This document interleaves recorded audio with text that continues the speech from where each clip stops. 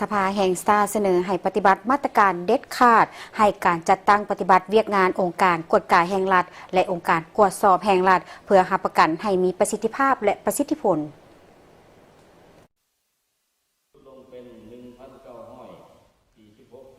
ภายหลังที่องค์การกวดกาแห่งรัฐและองค์การกวดสอบแห่งรัฐได้รายงานเกี่ยวกับการจัดตั้งปฏิบัติเวียกงานระยะที่ผ่านมาและแผนเวียกจุดสูงในต่อหน้าแล้วท่านลีเบอร์ลีโบเป้าประธานกรรมาธิการแผนการเงินและการกวดสอบก็ได้ต่างหน้าคณะประจำสภาแห่งชาติประกอบความคิดเห็นต่อกับเวียกงานองค์การกวดกาแห่งรัฐและองค์การกวดสอบแห่งรัฐท่านได้ย่องยอชมเชยต่อกับผลงานอันพ้นเด่นที่สามารถปฏิบัติได้และได้เสนอให้สืบต่อพันขยายบางมาตราของกฎหมายเป็นนิติกรรมใต้กฎหมายให้สำเร็จตามแผน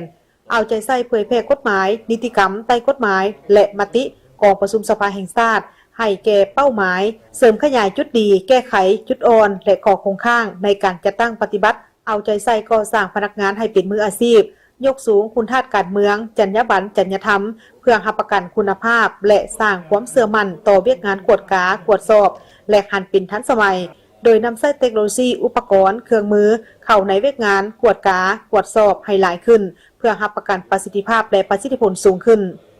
เสนอให้กวดกาขึ้นโดยเฉพาะการแจ้งแยกประเภทกวดสอบว่าอันใดที่บ่มีตนโตแล้วอันใดที่ยังแก้ได้อันใดที่ยังจะต้องสืบต่อแก้ไขโน่นสังรวมโยนเนี่ยนั้นการติดตามสุขนุแก้ไขผลกวดสอบในระยะผ่านมาทั้งว่าจะมีความยังแก้ไขได้หลายพอสมควรแต่ว่าตามกันแล้วยังจำนวน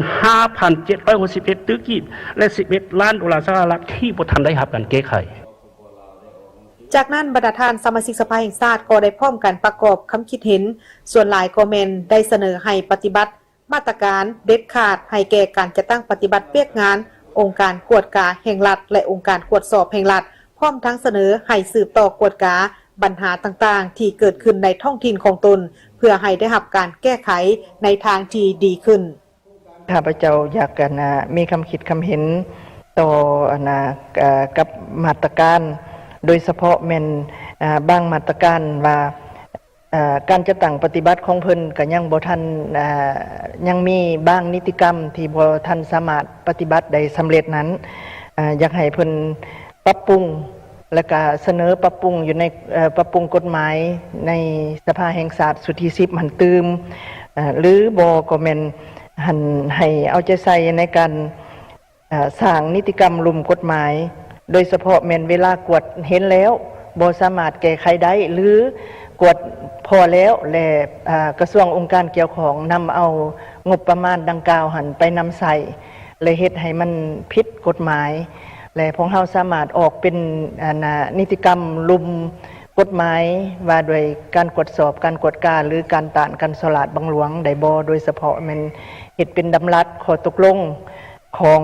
รัฐบาลหรือขององค์การเฮ็ดให้สามารถเก็บกู้เงินคืนหรือว่ามีวินัยสำหรับผู้ที่นำไปใส่ใจที่แม่นองค์กรบ่หรือว่าภาคส่วนต่างๆในความเป็นจริงแท้เพิ่นก็มีเนาะมาตรการต่อกระทรวงต่อองค์การต่างๆหันแต่วินัยที่จะปฏิบัติหันมันยังบ่ทันครบถ้วนเพียงพอเท่าที่ควรด้านทิศทางขาดไม้สู่ซนและเวียกจุดซุ้มที่ทั้งสององค์การได้วางไว้มันได้จะตั้งปฏิบัติสำเร็จเป็นส่วนใหญ่ดังบทรายงานที่ทั้งสององค์การได้รายงานไปแล้วแต่อันที่ยังค้างคาก็แม่นปัญหาของการแก้ไขผลการกวดสอบกวดกาที่ยังเฮ็ดได้น้อยข้าพเจ้าอยากเสนอเติมว่าเพื่อแก้ไขผลการกวดสอบที่ยังค้างคาหันในแต่ละปีเสนอให้คณะประจำสภาแห่งชาติเอาหัวข้อการติดตามกวดกา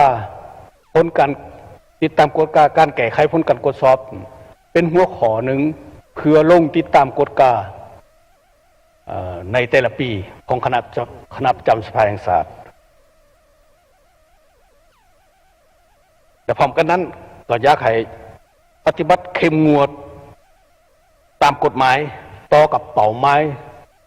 ที่ถือกวดสอบเหมือนขันศูนย์กลางขันท้องถิ่นให้เข่งขัด